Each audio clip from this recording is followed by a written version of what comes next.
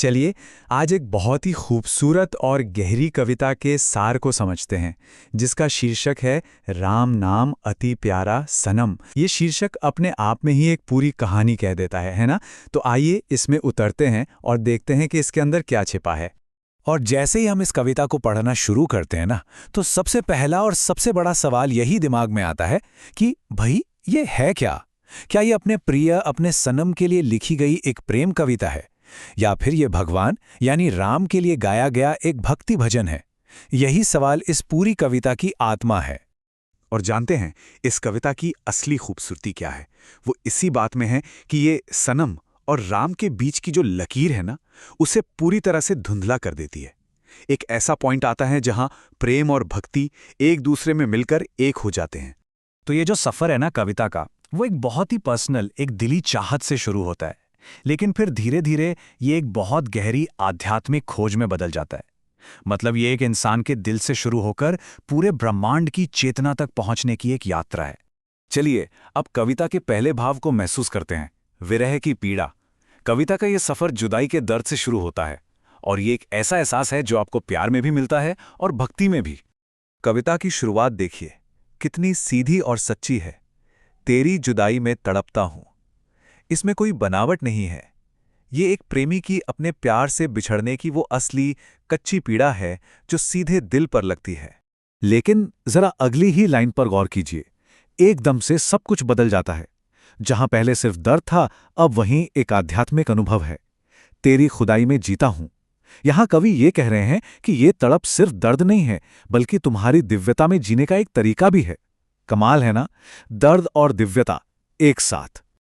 अच्छा, इस हालत को समझने के लिए ना एक शब्द को जानना बहुत जरूरी है, गाफिल।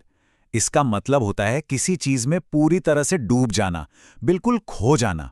तो जब कवि कहते हैं तेरे इश्क में गाफिल हूं, तो वो कह रहे हैं कि मैं इस प्यार में इतना खो चुका हूं कि मुझे और किसी चीज का कोई होश ही नहीं है। तो अब दर्द की उस दुनिया से निकलकर हम एक ऐसी जगह पहुंचते हैं जहां जुदाई एक तरह से मिलन में बदलने लगती है। ये वो स्टेज है जहां कवि को हर चीज में अपने प्रिय की मौजूदगी महसूस होती है। यहां पर ना एक बहुत ही कमाल का कंपैरिजन किया गया है। एक तरफ कवि को अपने प्रिय का चेहरा चांद में दिखता है, जो कि बाहरी दुनिया यानी ब्रह्मांड का सिंबल है, और दूसरी तरफ उन्हें अपने प्रिय के नैनों में अमृत महसूस होता है, जो एक बहुत ही भीतरी, बहुत ही पर्सनल अनुभव है। मतलब क्या हुआ? मतलब तुम बाहर भी हो और मेरे अंदर भी। और ये सिर्फ देखना नहीं है, ये तो पूरी तरह से डूब जाना है। कभी कहते हैं मैं तुम्हारी याद में खोया हुआ हूं और तुम्हारे ही कदमों में अपना रास्ता खोज रहा हूं। यहां पर प्यार अब सिर्फ एक एहसास नहीं रह गया है, वो तो जिंदगी का गाइड बन गया है। अब अगला हिस्सा हमें सच्चे प्यार की मतलब तक ले जाता है। यह कविता ये बताती है कि प्यार कुछ पाने का नाम नहीं है, बल्कि ये तो त्याग और बलिदान का नाम है। और इस आइडिया को समझाने के लिए कविता एक बहुत ही पावरफुल शब्द का इस्तेमाल करती है, प्रेमार्थर। इसका मतलब है प्रेम के लिए किया गया त्याग या बलिदान। ये सिर्फ त्याग नहीं है, ये एक ऐसा बलिदान है जो प्यार के मकसद को ही पूरा करता है।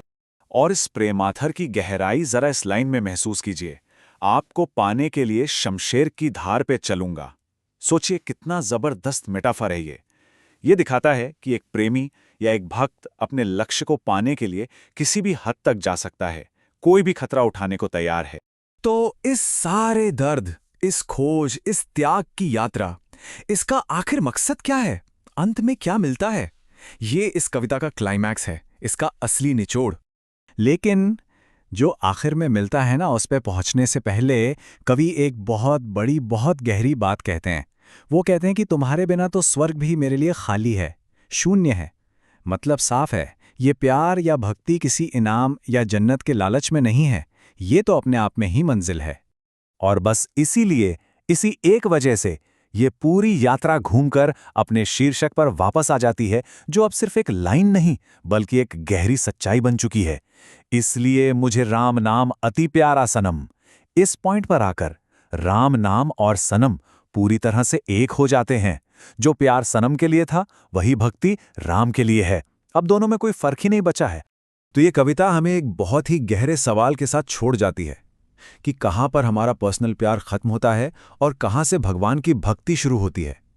या शायद इस कविता के हिसाब से दोनों के बीच कभी कोई सरहद थी ही नहीं। सोचने के लिए एक बहुत ही खूबसूरत ख्याल है ये।